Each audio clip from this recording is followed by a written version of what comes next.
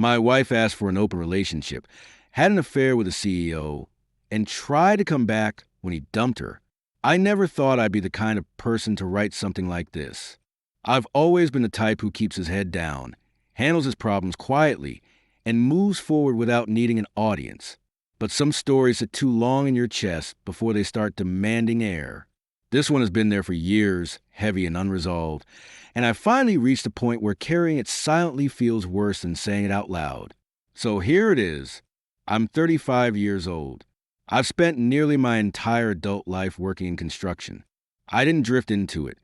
I stepped straight into the field after graduating high school and never looked back. No detours, no internships, no finding myself. Just work. Hard, physical, honest work. I learned early how to read blueprints, how to measure twice, how to fix mistakes before they turn into disasters. I learned what happens when you cut corners, and I learned pride, not the loud kind, but the quiet satisfaction that comes from standing back at the end of the day and knowing something solid exists because you were there. I don't sit in air-conditioned offices. I don't wear slacks or ID badges. My job title doesn't have creative punctuation or vague descriptors. I don't optimize, ideate, or synergy anything. I use my hands. I build things meant to last. Structures that don't wobble. Foundations that hold weight. People like that about you, until they don't. I was married for 3 years. My wife's name was Jennifer. She was 30 when everything unraveled. She worked in some combination of public relations, branding, and marketing. Honestly, the specifics changed so often it was hard to keep track. Her days were filled with meetings about messaging, tone, optics, and the vibe. I used to tease her, gently, that she got paid to talk about work while I got paid to do it. She'd laugh and roll her eyes, call me dramatic, tell me I didn't understand the industry. Maybe I didn't, but I understood effort. For a while, we worked, not in some fairy tale way, just in a steady adult rhythm. Weeknight dinners, grocery runs, lazy Sundays. We weren't wildly passionate, but we weren't unhappy either. We didn't scream at each other. We didn't live like strangers. We existed in that quiet middle space where most marriages spend their time, which is why what came next blindsided me. Jennifer went on a weekend trip to Dallas with a group of friends. It wasn't framed as anything suspicious, just shopping, spa appointments, overpriced cocktails, and hotel selfies. One of her closest friends, Evelyn, went too. Evelyn had always struck me as different from the rest of the group. Grounded, observant, less interested in drama. She laughed easily, spoke plainly, and never seemed to perform for attention the way the others did. If I had to rank the group, she was the only one who felt real. When Jennifer came home, I noticed a shift immediately. It wasn't exhaustion. It wasn't jet lag. It was something colder, more internal. She seemed distracted, distant, like her attention was constantly being pulled somewhere else. She'd trail off mid-sentence. She smiled at her phone more than she smiled at me. When I asked questions, her answers felt rehearsed, too polished, too quick. I didn't push. I assumed she needed time to decompress. Everyone's entitled to that. A few days later, we were standing in the kitchen. I was cooking eggs before work, moving on autopilot. She leaned against the counter, watching me in that strange way people do when they're about to say something they've practiced, but are still afraid to release. "I've been thinking," she said. That was my first warning sign. In our marriage, "I've been thinking" usually meant a decision had already been made. She said it casually, like she was commenting on the weather. "I think we should try an open relationship." I laughed, not because it was funny, but because my brain rejected it outright. It didn't compute. I kept scrambling the eggs, waiting for the punchline. It didn't come. She stood there, expression calm, eyes steady, not nervous, not joking. I turned around slowly, searching her face for any sign of irony. There was none. "What?" I said. She repeated it, same tone, same cadence, like she was explaining a new workout plan. She told me it could be healthy, that it wasn't a big deal, that lots of couples were doing it now. It felt surreal, like someone had replaced my wife overnight with a stranger who had memorized her voice. The woman I married had once told me, without hesitation, that cheating was a deal breaker. No second chances. No negotiations. Now she was suggesting we restructure our marriage like a shared calendar. I leaned against the counter and asked where this was coming from. She shrugged, said she'd been reading about it, listening to podcasts, having conversations. She mentioned her friend Brittany, who, coincidentally, had been around far more often lately. Brittany had opinions about everything. She talked endlessly about freedom, self-exploration, and refusing to be boxed in, despite never maintaining a relationship longer than a haircut cycle. Jennifer said Brittany was in an open relationship and that it had changed her life. There it was, over the past few months. Jennifer had started spending a lot more time with Brittany. Weekly dinners that ran late. Long conversations that left Jennifer either overly energized or strangely irritable. Brittany preached about independence while systematically dismantling every stable relationship around her and calling it growth. At the time, I told myself it was just a phase. Standing in that kitchen, I realized it wasn't. Jennifer kept talking about personal growth, about choosing each other every day, about removing restrictions. She sounded like she'd memorized captions from social media and stitched them together into a speech. I didn't argue. I didn't raise my voice. I didn't storm out. I felt disappointed. Not because people don't try unconventional things, but because she hadn't talked to me before deciding. She hadn't asked how I felt. She'd simply arrived at a conclusion and presented it like a completed puzzle. I put the eggs on a plate and slid them toward her without comment. That was the moment something shifted permanently. She was still talking when I stopped listening. Later that day, after sitting with it, after letting my instincts scream while my logic stayed quiet, I told her yes. I agreed. Her reaction told me everything I needed to know. Her face lit up like she'd been waiting for permission rather than discussion. She asked if I was serious, if I was really okay with it. I told her if it made her happy. That night, she moved through the house like she'd been set free, lighter, giddy, almost relieved. And I stayed calm, because somewhere deep down, I already knew this wasn't about exploration. It was about justification. Once the words were spoken and the agreement existed, however fragile and artificial it was, everything changed shape. Jennifer didn't waste time easing into this new phase. The shift was immediate and unmistakable. The next morning, she was up early, phone already in hand, thumbs moving fast. She smiled at the screen the way people do when they think no one's watching. She hummed while getting dressed. She wore perfume to work, real perfume. Not the subtle kind she'd worn for years, but something sharper and more expensive, the kind that announces itself before the wearer enters a room. She told me she was meeting friends for coffee after work, then dinner, then drinks. It was always someone different, always vague, always untraceable. I didn't ask questions. That surprised her. I think she expected hesitation, maybe jealousy, maybe rules. Instead, I went to work, came home, made dinner when she wasn't around, and went to bed without comment. I treated the arrangement exactly as she'd framed it, casual, flexible, unrestricted. And that unsettled her. A funny thing happens when you give people what they say they want without resistance. They start to reveal what they actually intended. Over the following weeks, the pattern sharpened. She bought new clothes that never seemed to stay in the closet long enough to get folded. She took longer getting ready than she ever had for me. She started working late more often. When she did come home, her energy felt wrong, either overly bright or unusually sharp, like she was oscillating between excitement and guilt. I kept my mouth shut, not because I didn't care, but because I was paying attention.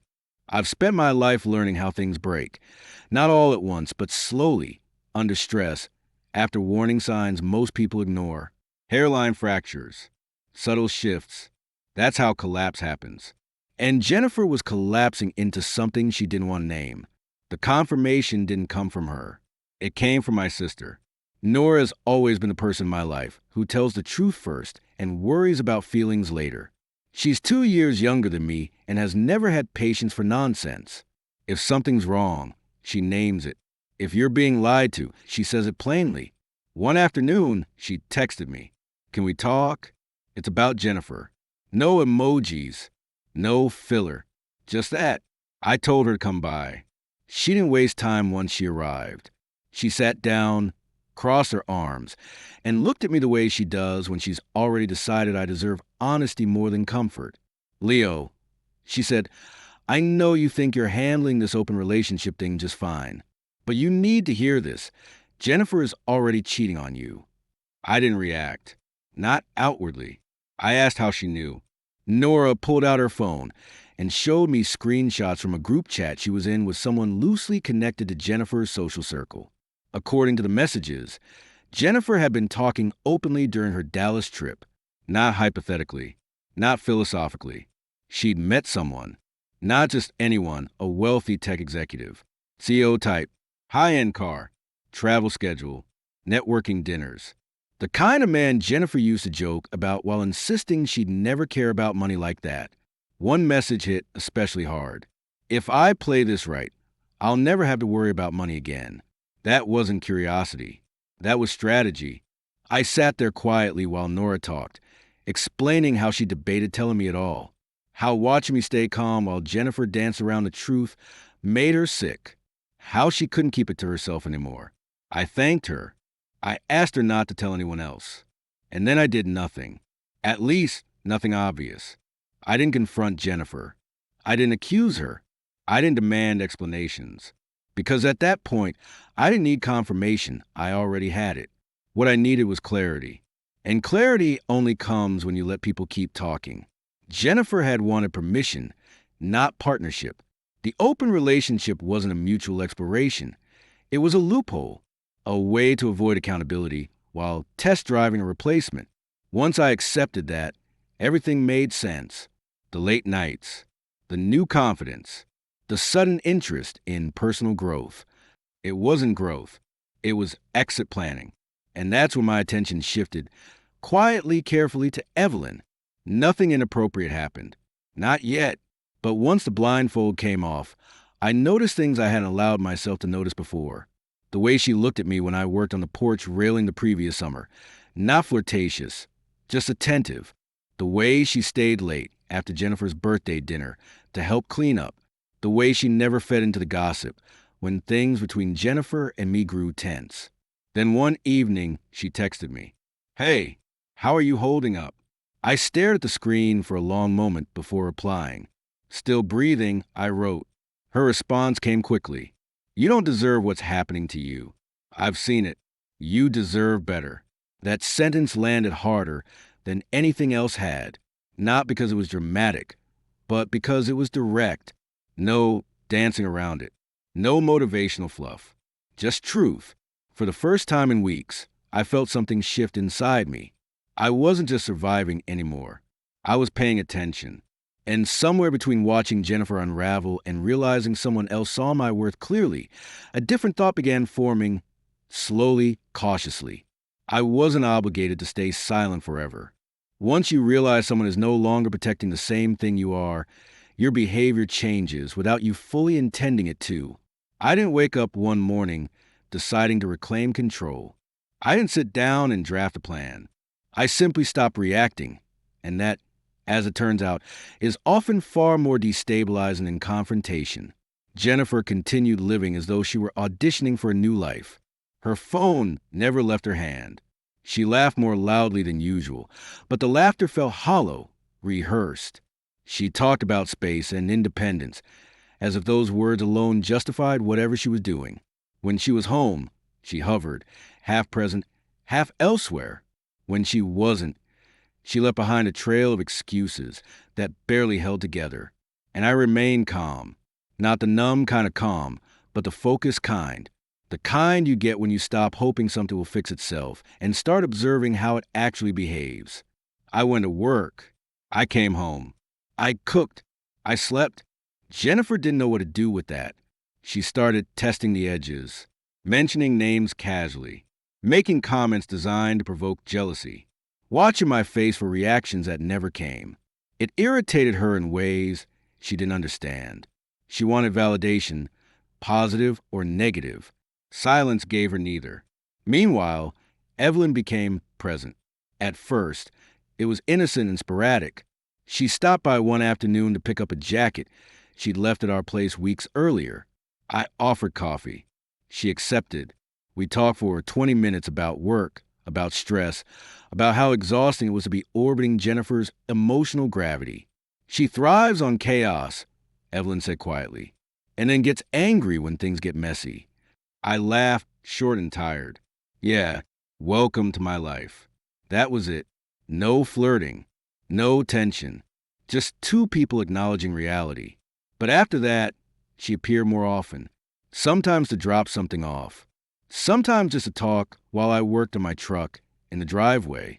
She handed me tools, held a flashlight, asked questions about what I was fixing, and actually listened to the answers. Most people lose interest fast when the conversation turns to torque or rusted bolts. Evelyn didn't. Jennifer noticed. One night, as we were getting into bed, she said, casually, "You've been spending a lot of time with Evelyn lately." I didn't look up from tying my work boots for the next morning. "Why does that bother you?" I asked. She shrugged too quickly. "It doesn't. I was just saying." I smiled to myself. Good, because I wasn't asking. The next few days, the questions came faster. Was Evelyn here today? Did she say anything about me? Why is she texting you so much? I answered simply and truthfully. Evelyn had stopped by. She'd borrowed the drill once. She'd asked how work was going. Nothing more, nothing less. Jennifer didn't believe me, and that was the point. Control had started slipping through her fingers. Around that time, she suddenly stopped seeing the tech executive. She told me he'd gotten too intense, that she needed space, that she wanted to focus on us. She started cooking again, calling me babe, suggesting date nights, acting as though she could rewind time and pick a different branch. I didn't resist. I didn't reward it either. One evening, I came home to candles and a carefully plated meal. She smiled like she'd rehearsed it in the mirror. "Is it someone's birthday?" I asked. "No," she said quickly. "I just wanted us to spend time together. Like we used to. Like we used to, before she tried to turn our marriage into a trial period." I ate quietly, thanked her, then mentioned offhandedly, "Evelyn says you make a great mushroom risotto." The color drained from Jennifer's face. "You talked to Evelyn about this?" she asked. I nodded. She said she used to help you with it. Jennifer smiled so tightly I thought it might crack. After that, the anxiety set in. She hovered, followed me from room to room, asked who I was texting, watched me like I was about to disappear. She accused me of being distant while standing 3 feet away. One weekend, I invited Evelyn over to help repair the back fence. Jennifer was home, pretending to read a book she hadn't opened in months. Evelyn and I worked outside, joking easily. She teased me for measuring twice and still cutting wrong. I teased her about her tiny hands being useless for power tools. It felt natural, effortless in a way I hadn't felt in a long time. I looked up once and saw Jennifer standing at the window, completely still, watching us. I waved. She ducked. That night, she tried guilt. "I feel like you're pushing me away." I looked at her calmly. "You asked me to accept you dating someone else. That wasn't pushing. That was me giving you room." She snapped. "You never really wanted this. You just said yes to trap me." I didn't raise my voice. "No, I said yes because I want to see how fast you run to someone else." Turns out it was immediate. She stormed off. The next morning, Evelyn texted me. She called me. "She's losing it." I replied simply. Letter, Jennifer had asked for openness. What she didn't realize was that doors swing both ways. And once open, they don't always close again. Up until that point, I'd been reacting in silence, letting events unfold while keeping my own intentions close to the chest. But something shifted after Jennifer confronted Evelyn, and after I realized how calm I felt watching it all unravel. I wasn't angry anymore. I wasn't even hurt in the way I'd been at the beginning. I was done pretending this was confusion. Jennifer hadn't stumbled into another man. She'd reached for him deliberately and only wanted me around as insurance. Once I accepted that, my responsibility to preserve her comfort evaporated. Evelyn. And I didn't plan anything dramatic. No secret meetings. No whispered promises. We simply started acknowledging what was already there. One evening, I asked her to come over for dinner, but not at the house. Somewhere neutral. Somewhere clean. Somewhere that didn't carry the weight of old arguments and half-finished conversations. She showed up with a homemade lasagna. She insisted on bringing despite my protests. The smell alone felt like something I hadn't experienced in years. Warm, grounding, familiar in a way that didn't demand anything from me. We sat at the table and talked. Not about Jennifer. Not about the chaos. About work. About family. About stupid things that made us laugh. There was no posturing. No strategy. Just two people who had both been through enough to value calm over spectacle. Halfway through the meal, I set my fork down. I don't want to play games anymore, I said. She looked at me steadily, like she'd been waiting for me to say it. Neither do I. The silence that followed wasn't awkward. It was honest. She took a breath. There's something you should know. I nodded. I've liked you for a long time, she said. Even before things fell apart with Jennifer. I never said anything because you were married, and I don't cross that line. But I noticed how you showed up, how steady you were, how you built things, not just physically, but emotionally. She smiled softly. I wondered what it would be like if someone like you chose me. I let the moment sit, not because I needed time, but because it deserved space. I am choosing you, I said. No guessing. Her smile didn't waver.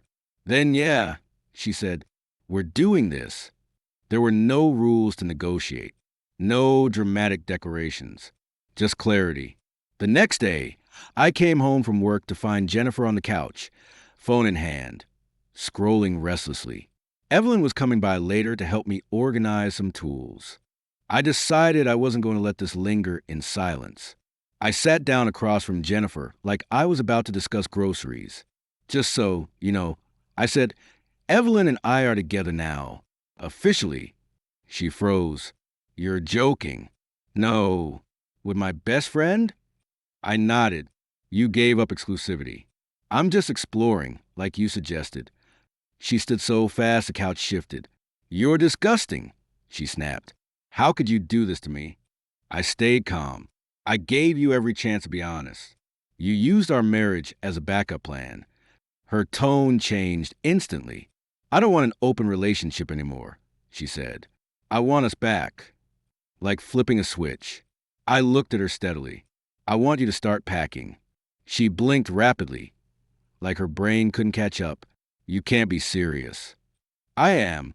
Divorce papers are coming. She accused. She raged. She cried. She blamed. None of it landed. You wanted freedom, I said quietly. Now you have it. She left the house shaking. Evelyn arrived later. I told her everything. She didn't flinch.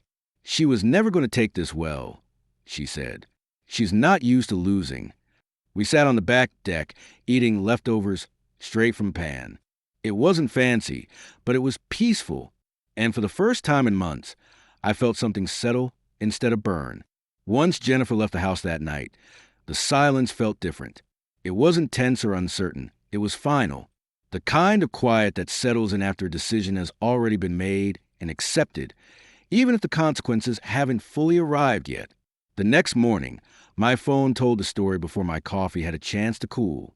Missed calls, voicemails, text messages that swung wildly between pleading and venom. I didn't respond to any of them, not because I lacked words. I had plenty, but because I finally understood something crucial. People who believe they're losing control will say anything to get it back. Silence, in that moment, is not avoidance, it's clarity. Instead of engaging, I met with my attorney. Let me pause here for anyone who might need this advice someday. If you're getting married, get a prenup, not because you expect failure, but because when someone treats commitment like an optional upgrade, protection becomes survival. I walked into my lawyer's office with a folder I hadn't touched in years. He skimmed the documents quietly, nodding as he went. Then he leaned back, smirked slightly, and looked up at me. You kept the originals, he said. Hard copies and digital backups. I replied. He chuckled. You're officially my favorite client this week. The agreement was straightforward. Everything I'd built before the marriage stayed mine.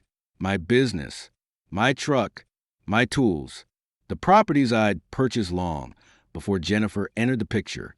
No alimony, no division of premarital assets, no gray areas. He read a few lines aloud, not to be cruel, but because the precision mattered. All income derived from premarital business entities remained separate and exempt from division. He glanced up. That includes the shop and the rentals. I nodded. Even the equipment, he added, amused, including the lawn gear. I signed the papers that day. Jennifer was served shortly after she moved into a high-rise apartment, apparently trying to frame her exit as a fresh start rather than a forced landing. When she contacted me again, I replied with one sentence. Dead serious. You open the door. I'm just closing it. Her response was disbelief. Accusations. Claims she didn't know what the prenup said. That wasn't my problem. The next person she reached out to was Evelyn. Jennifer showed up unannounced at Evelyn's apartment, knocking like she expected an audience. According to Evelyn, she launched into accusations immediately. Betrayal, manipulation, outrage.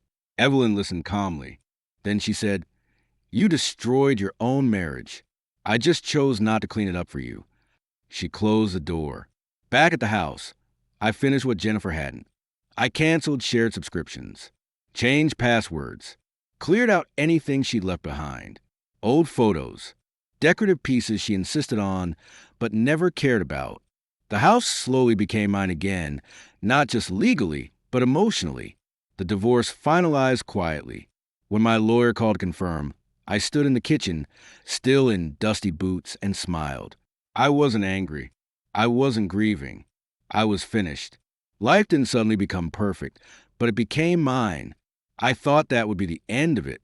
I was wrong. A few weeks later, my sister hosted a backyard barbecue for her birthday. Nothing fancy.